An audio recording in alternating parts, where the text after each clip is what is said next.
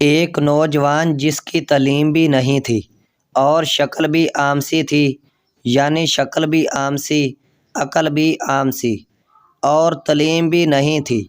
اس کی ایک خوبصورت کزن تھی۔ اس نوجوان نے کہا، میں اپنی اسی کزن سے شادی کرنا چاہتا ہوں۔ چنانچہ ماں باپ نے بھی ادھر زور دیا۔ لڑکی والوں نے لڑکی سے پوچھا تو لڑکی نے تو شروع میں ہاں کر دی۔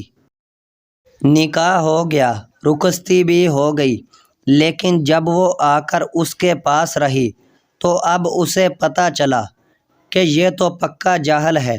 وہ سوچ میں پڑ گئی کہ نہ عقل نہ شکل ہے، زندگی کیسے گزرے گی۔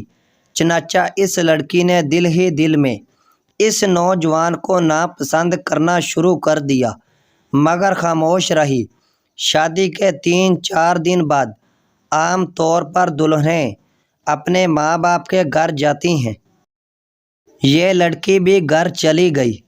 اس کے دل میں یہ بات تھی کہ اب میں دوبارہ اس گھر میں کبھی نہ آؤں تو زیادہ اچھی بات ہوگی، مگر اسے ماں باپ کے سامنے بات کرنے کی جرأت نہیں ہو رہی تھی، کیونکہ ایک تو قریب کا رشتہ تھا اور دوسرا شروع میں بھی ہاں کر چکی تھی۔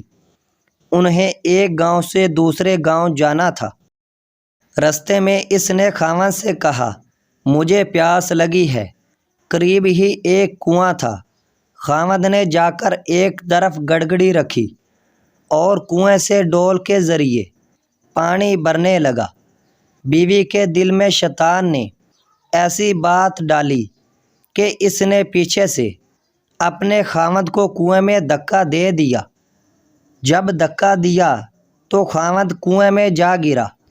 اس نے دل میں سوچا کہ اب یہ مر کھپ جائے گا اور ہمیشہ کے لیے اس سے جان چھوٹ جائے گی۔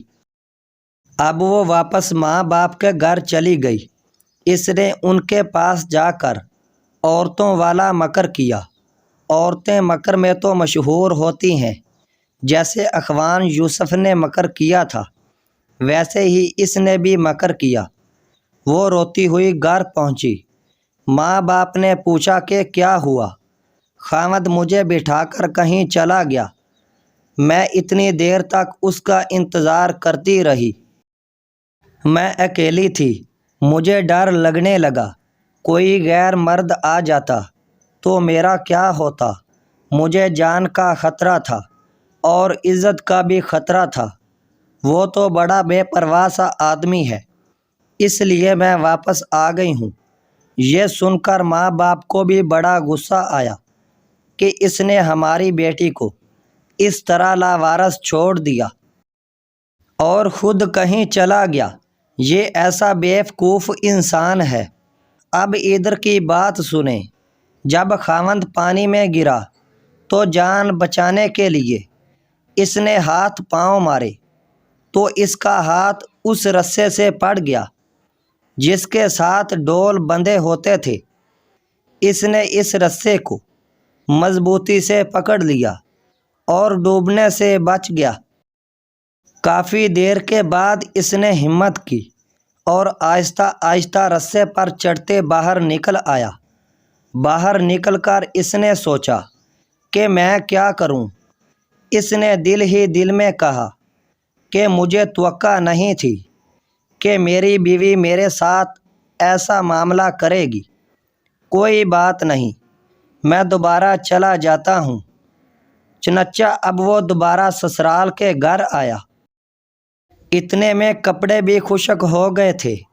جیسے ہی وہ سسرال کے گھر میں داخل ہوا تو لڑکی کے والدین نے اس کو بہت جلی کٹی سنائی۔ کہنے لگے، تو کیسا بے عقل انسان ہے کہ تو ہماری بیٹی کو اکیلے چھوڑ کر چلا گیا۔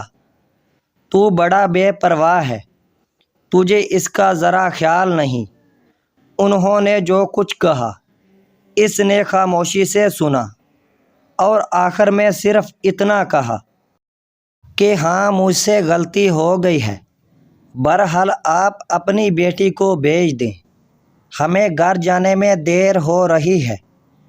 جب انہوں نے دیکھا کہ یہ بہت شرمندگی کا اظہار کر رہا ہے، تو انہوں نے پھر بیٹی سے کہا، کوئی بات نہیں، اب تم چلی جاؤ۔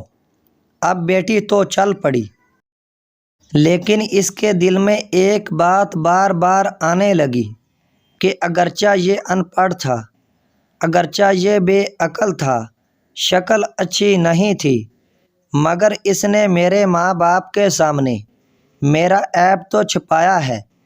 اس کا دل بڑا ہے، اگر یہ میرے ماں باپ کے سامنے میری حرکت کھول دیتا تو میں تو ماں باپ کو چہرہ دکھانے کے قابل ہی نہ رہتی۔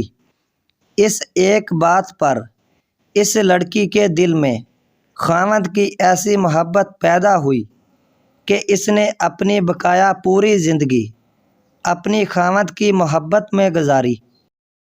لوگوں پر جتنا اعتبار بھی ہو، مگر ان کے لیے اپنی زندگی کے کمروں میں صرف مہمانوں والا کمرہ ہی کھولیں۔ لوگ جیسے دکھتے ہیں ویسے نہیں ہوتے۔ اچھے لوگ کبھی تعریف کے محتاج نہیں ہوتے، کیونکہ پھولوں کو کبھی عطر نہیں لگایا جاتا۔ دو چیزیں اپنے اندر پیدا کر لیں، چپ رہنا اور معاف کرنا، کیونکہ چپ رہنے سے بڑا کوئی جواب نہیں، اور معاف کر دینے سے بڑا کوئی انتقام نہیں۔ اگر چیزیں تمہاری مرضی کے مطابق ہو رہی ہیں تو تم اچھی قسمت والے ہو، لیکن اگر نہیں ہو رہی تو تم بہت خوش قسمت ہو، کیونکہ وہ اللہ کی مرضی کے مطابق ہو رہی ہیں۔ بہت کم ایسا ہوا ہے کہ قدر کرنے والوں کو قدر کرنے والے ہی ملے ہوں، ورنہ قدر کرنے والوں کو ہمیشہ بے قدرے لوگ ہی ملے ہیں۔ اگر کوئی آپ کی فکر کرتا ہے تو اس کی قدر کرو، کیونکہ دنیا میں تماشائی زیادہ اور فکر کرنے والے بہت کم ہوتے ہیں۔ اگر آپ کی آنکھ خوبصورت ہے تو آپ کو دنیا اچھی لگے گی، لیکن اگر آپ کی زبان پیاری ہے تو آپ دنیا کو اچھے لگیں گے۔ دوست سے سنبھل کر دوستی کرو، ہو سکتا ہے وہ کسی دن تمہارا دشمن بن جائے، اور دشمن سے سنبھل کر دشمنی کرو، ہو سکتا ہے وہ کل تمہارا دوست بن جائے۔ پانی کے ساتھ چقندر اور لہسن کھا لو، پیٹ چند دنوں میں اندر چلا جائے گا۔ کسی کو اس نیت سے چاہو کہ وہ تم کو ملے یا نہ ملے، مگر جب اس کو پیار محبت ملے تو تم یاد آؤ۔